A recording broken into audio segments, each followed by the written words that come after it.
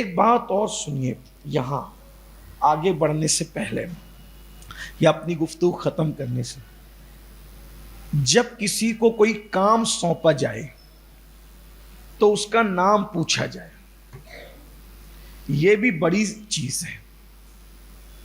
نام اس کا جتنا بامانہ اور بہتر ہوگا، انشاءاللہ کام بھی اس کے ہاتھ سے اللہ کی ذات سے امید ہے کہ اتنا اچھے انداز سے انجام پذیر ہوگا۔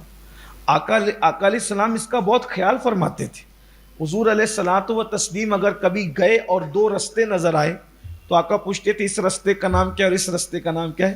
جس راستے کا نام سب سے اچھا معنی نکلتا تھا حضور اسی رستے پہ تشریف لے جاتے۔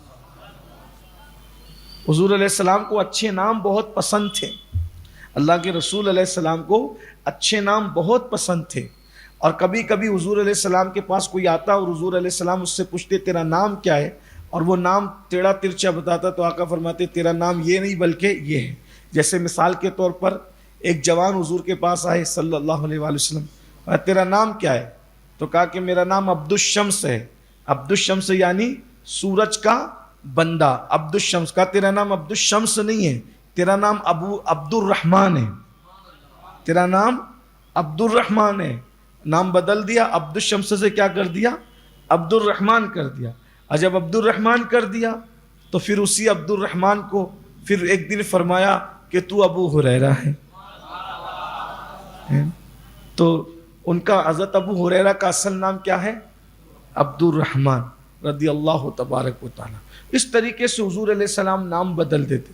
ایسے حضور علیہ السلام کی بہت ساری ازواج، نکاح سے پہلے ان کے نام کچھ اور تھے۔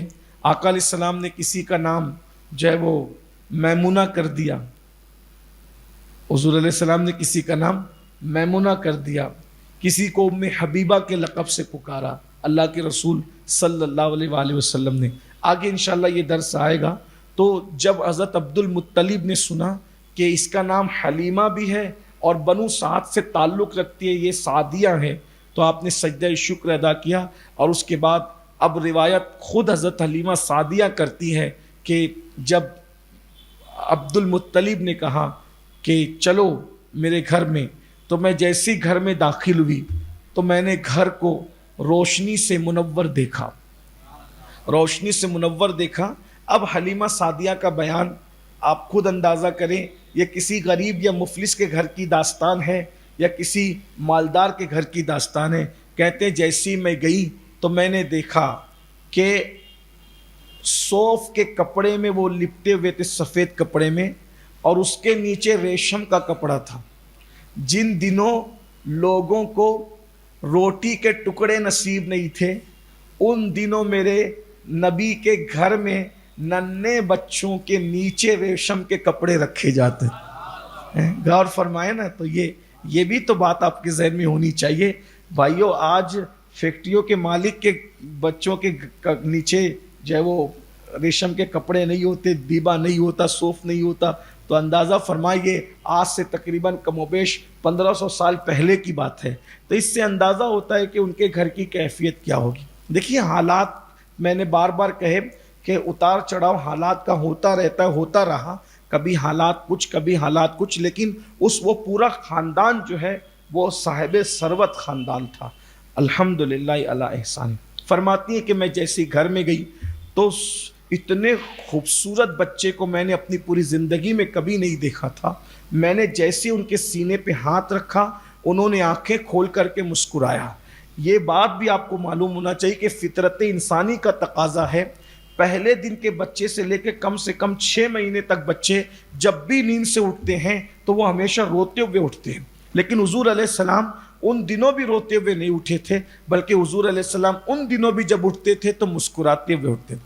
میں نے سینے پہ ہاتھ رکھا، آنکھیں کھولی، مسکرایا تو میں ان پر جان و دل سے فدا ہو گئی۔ میں حضرت آمینہ کی اجازت کے بغیر ان کو اٹھایا اور اٹھا کر اپنے سینے سے لگایا، اور جیسے ہی میں نے ان کو اپنے سینے سے لگایا، میرے سینے خشک تھے، ان خشک سینوں کو اللہ نے دودھ سے بھر دیا۔ اور جب میں نے دائیں طرف جو ہے وہ پیش کیا تو بہت شوق سے انہوں نے نوش فرمایا، لیکن جب بائیں طرف میں نے پیش کیا تو چہرہ پھیر لیا، گویا کہ یہ بتا رہے ہوں کہ میں پی چکا ہوں۔ اب میرا وہ بھائی جو تیرا حقیقی بیٹا ہے اس کا حصہ میں نے چھوڑ دیا ہے، اس کو بھی پلا دیا جائے۔